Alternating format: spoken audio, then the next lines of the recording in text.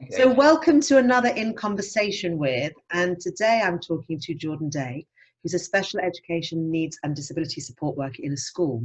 And I thought it was really timely to talk to him because he's dealing with kids who are transitioning back into school and really helping them make that transition calmly and safely. So, Jordan, how's it going at the moment? Have you got lots of kids coming back into school? Yes, it's been really successful so far, getting the children back into school. Um, yeah, it's been, What do you think have been the biggest challenges and what have the school done to help?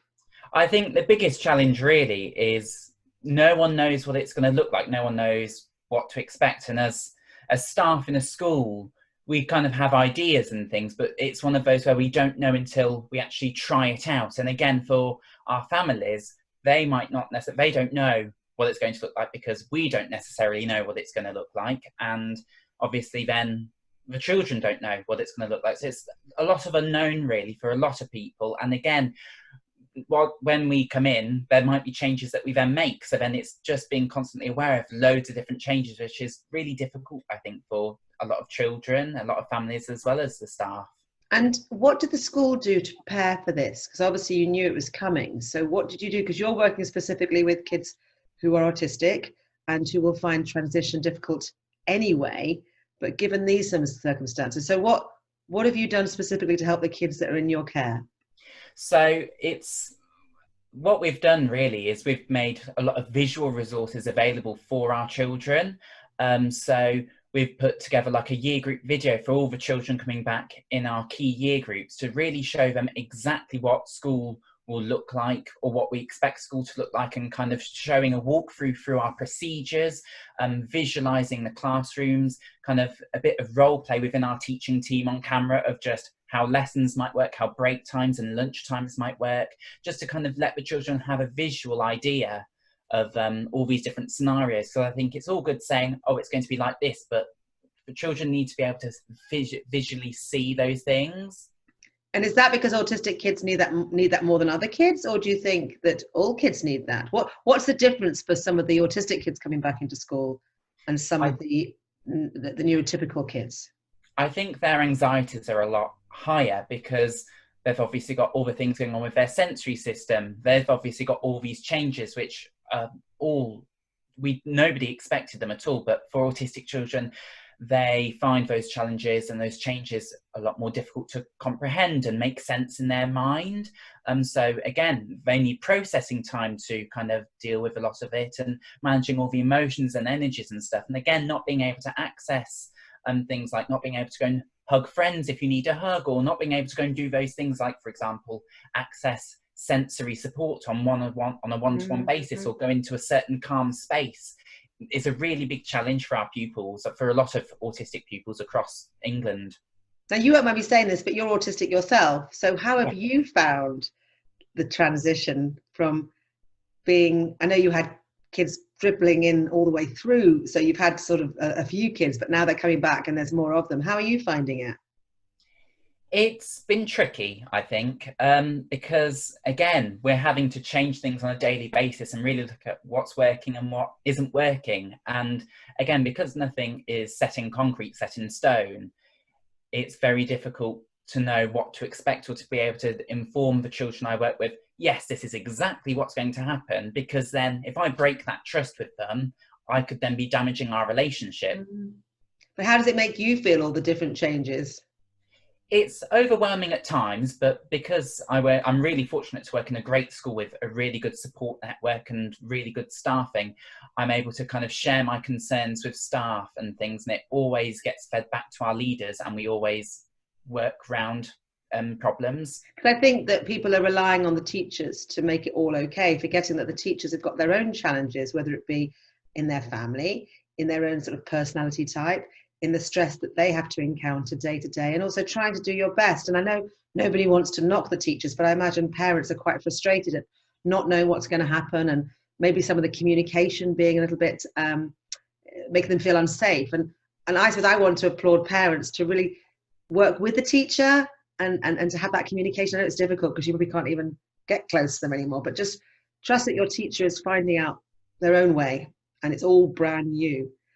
If I was a parent thinking about whether I should bring my child my special educational needs child back to school, Mm. what would you say? Would you say, what advice would you give me to prepare them? I would say that it's important to obviously talk through the proposed timetable, because I think it's important firstly for teachers and the staff in the school to be having that really clear communication with families to say this is what you're going to expect. And I think that there should be things given by schools like a video resource, or definitely letters at least talking through what the expectations are and roughly what to expect. So I'd expect a parent really to perhaps be going onto the school website, seeing if there's any pictures and things, just to remind the child of what the school buildings look like, kind of talk through that and talk about what might be different in the school based on the information they're being given. But also to be reminding them that they might not be in their normal classroom, they might not be with their normal friends, they might not even have their normal teacher, but to really reassure them that that's okay and that there might be changes, but they are very safe. And again, it's really keeping it open to then things are going to change or things might change. So it isn't definitely this is how it is, because again, if something was to change, you lose the trust, you lose the positive relationship. And would you say if your child doesn't want to go back to school yet, that you should be encouraging them, or do you think it's better just to let the child lead? Do you have a thought on that? I think it's an interesting one because I can see from both points. I can see as a parent and as a teacher, and from being an autistic child as well, that if I didn't want to go to school, you think with your feet, and the more someone forces you, the more wound up and aggravated you get. And sometimes you've just got to really pick that battle. But I think sometimes as well, children do, if they are safe and secure, they do need that little push to kind of leave their little safety bubble, because otherwise we're wrapping children in cotton wool and they're never going to, it's going to be even harder then to kind of leave that, if that makes sense. But I suppose some of them are going to go back for a few weeks and then they've got the summer holiday. Would you Mm. say it's quite good to have that taster to remind them before the 6 week break, or just not even bother if it's going to be problematic? Or are you saying actually read the case? If it's a child doesn't really want to go, there's no point making them, but there could be a little nudge just to get somebody back in for a few weeks. I think read it, but do it off your own child rather than off what you think's best. You've got to work with your child, and there's no point making your child unhappy. But again, keeping that communication open with school, and schools at the moment across the country are really open to not having the children come and have a go, and if they don't like it, then not coming back, or vice versa, and choosing not to come in and changing their mind. It's just about being as open as possible as schools and as parents and carers, and to support our young people, really. And now some of them have been back for a few weeks. Have they started to settle in? Do you think it's been a good thing to let them back into the school? I personally think it's been a really good thing to let them back into the school, because being at home, the structures and the routines are really, really different. And although for some autistic children, that's an absolutely fantastic thing, they're really missing out on their social and personal development. And that's often a thing that autistic people really struggle with. Not always, but quite often something that autistic people find a bit tricky.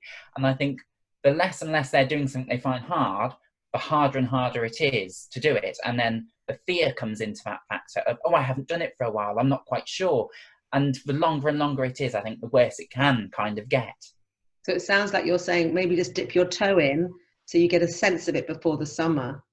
Yeah, yeah. If you're given the opportunity, again, it's very difficult because different year groups have got different rules. And again, it's different for every single school, but it's just about trying to find what obviously fits best with health and safety policies and legislation, because unfortunately that does have to be the priority at the moment.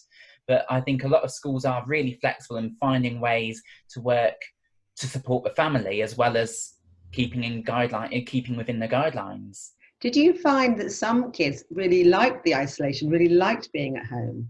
Yes, Yeah, yes. it's And interesting, when I was isn't it? talking to a lot of the children, I had time to do the things that they said that they had time to do the things that they wanted to do, which was really nice. And I learned so many talents and things that the children had, which obviously you don't get to see in the classroom, because in the classroom, primarily we follow the curriculum. And it was so nice to see that children have found strengths in other parts of life that weren't just the curriculum. That's what I've noticed talking to some of the kids that we work with.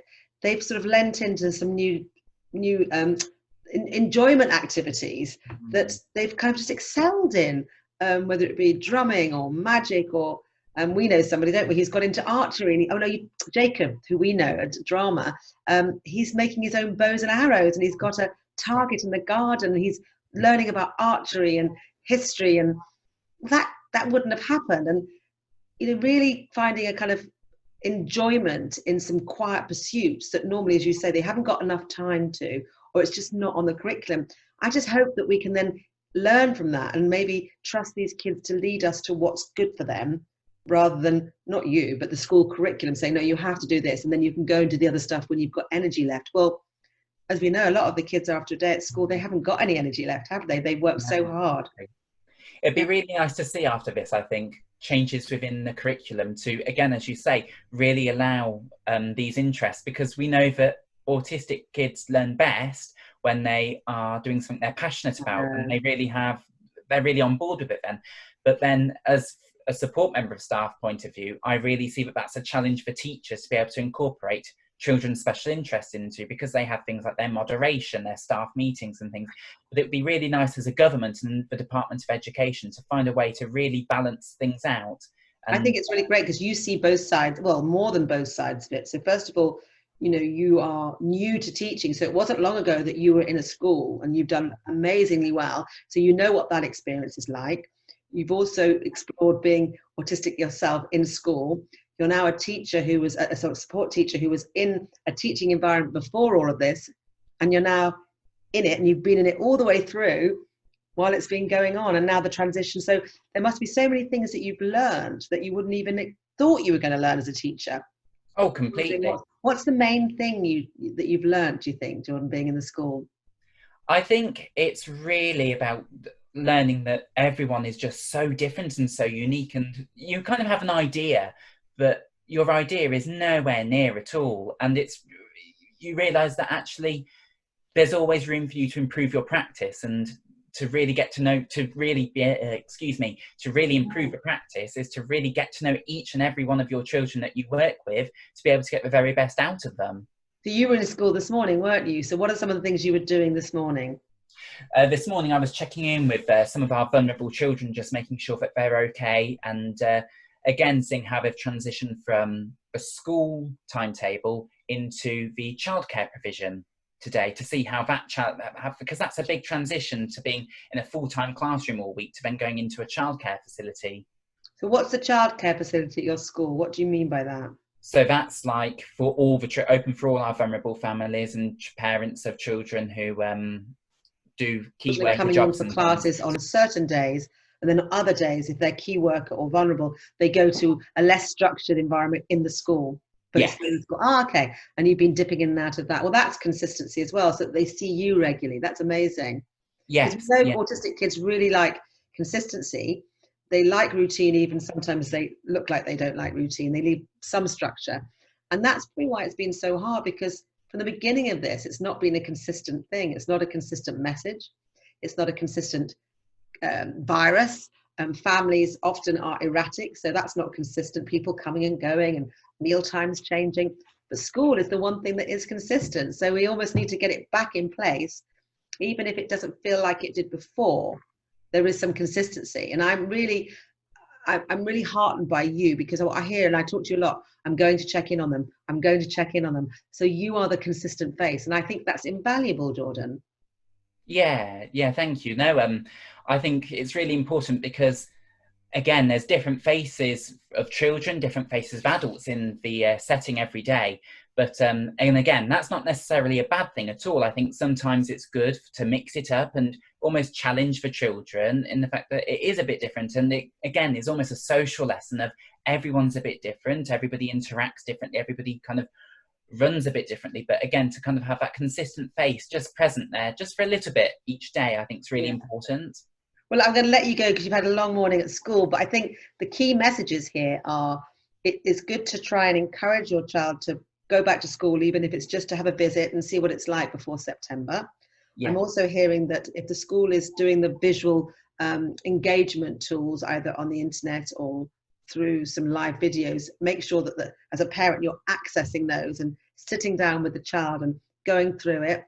And if they're not, and I think most schools are, but some will obviously be better than others, do it for yourself as a parent. Make a little scrapbook or make some visual representation of how it's going to be and what they're going to be doing on a day-to-day basis. And I think as Yeah. a parent, don't just rush into it. Right, school tomorrow. I think there needs to be a build-up. Would you say? Yes, definitely. I think if you kind of just if you jump into it, it's just going to be a lot of thoughts, and going to be no processing time. We've got to allow for that, and again, time to ask questions, time to really think about it. And again, your child might not have questions, but that might be not because they don't have questions, but they might not be able to process the thoughts to get the questions. So really talking it down, nice and clear, thinking of as many things as you can, really talking about what might you smell in the school now, what might smell different, or what might you hear, what might people say, and going and almost role playing something like a social distancing, what someone might say to you if you go too close. Because again, I think a lot of children might become quite upset if someone says, oh, you're too close, you need to move right back. And almost that, but not that it's abrupt, but it's almost a little bit unfriendly, could be quite upsetting for an autistic child. So almost just have a bit of fun role playing in the house of different scenarios Really, they might really, get used to. really useful advice. And I must say, if you were looking after my children, I'd feel very, very safe and supported. Jordan, thank you so much. I think it's going to be really useful to parents out there who are worrying, but also maybe some teachers who are not quite sure how to address it with their pupils. But thank you so, so much, and have a fantastic rest of the day. No Thank problem. you. Thank you very much. You too. Take care.